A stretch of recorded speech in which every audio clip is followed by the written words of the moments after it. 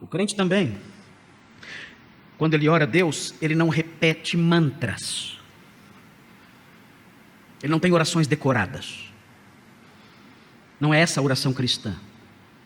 A oração cristã não envolve a repetição de frases, a repetição mecânica de frases.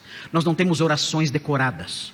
Nós não temos frases de efeito. Nós não temos frases que achamos que, sendo reproduzidas várias vezes, podem criar algum efeito em Deus, ou surtir algum efeito no seu modo de agir. Nós não cremos nisso.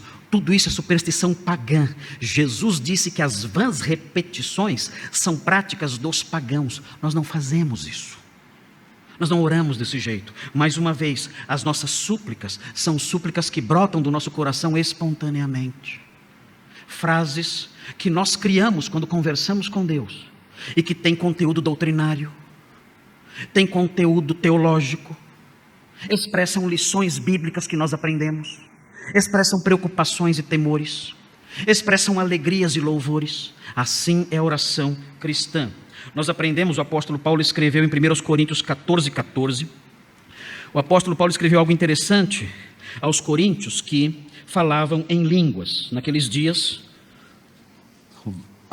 alguns crentes, não todos os crentes, falavam em línguas. Eles tinham o dom de línguas naqueles dias. Esse dom cessou por volta do ano 70 da era cristã. Mas em 1 Coríntios 14:14, ele escreve a pessoas que falavam em línguas naquela época, por volta do ano 54. E ele fala de alguns irmãos que oravam em línguas, mas oravam em línguas e não entendiam o que estavam dizendo. Eram línguas humanas, não há fundamento nenhum na Bíblia para línguas de anjos, essas coisas. A pessoa fica repetindo sílabas embaralhadas. Não é isso, não é disso que estamos falando aqui. Não é a repetição de sílabas embaralhadas, não. Isso qualquer criança faz. Isso não é nenhum milagre de Deus. Isso qualquer criança faz, e até pessoas com dificuldades aí na fala podem reproduzir isso. Isso é autoimposto. A pessoa que fica falando sílabas embaralhadas, essa pessoa faz o que ela quer. Naqueles dias não. Naqueles dias a pessoa falava um idioma sem ter aprendido. Era um milagre extraordinário isso. E Deus concedia isso a alguns crentes, talvez muitos, poucos, não sabemos quantos, mas o Senhor concedia isso aos crentes, não a todos os crentes, mas concedia a um número específico de crentes naqueles dias. E em Corinto existiam pessoas que tinham esse dom.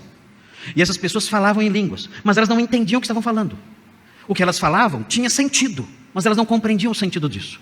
E Paulo então fala sobre isso no versículo 14 do capítulo 14. Ele fala: porque se eu orar em outra língua, ele diz, outro idioma, o meu espírito ora de fato.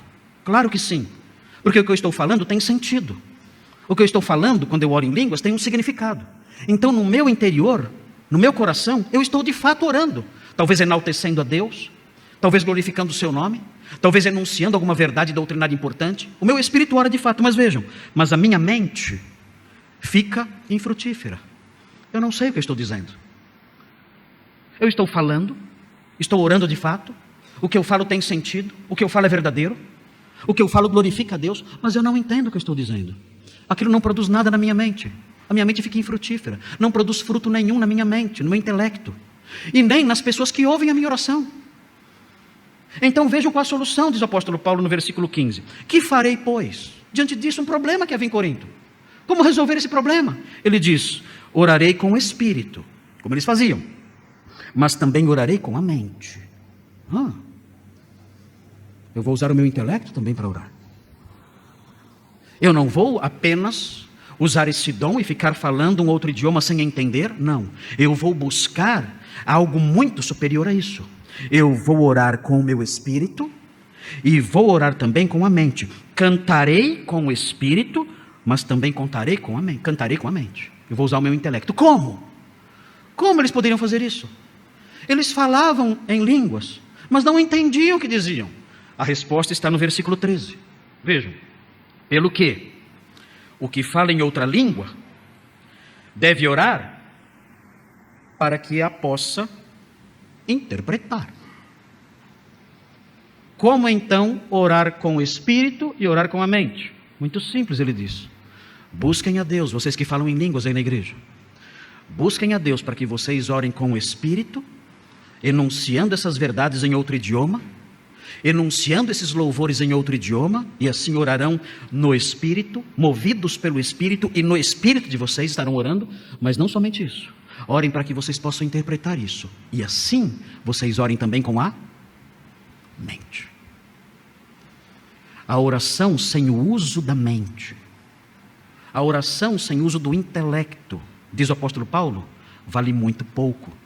Naqueles dias, quando havia o dom de línguas, ele diz, isso não vale nada. A mente fica infrutífera. É necessário que a mente frutifique. E a mente só pode frutificar se vocês entenderem o que está sendo dito por vocês mesmos.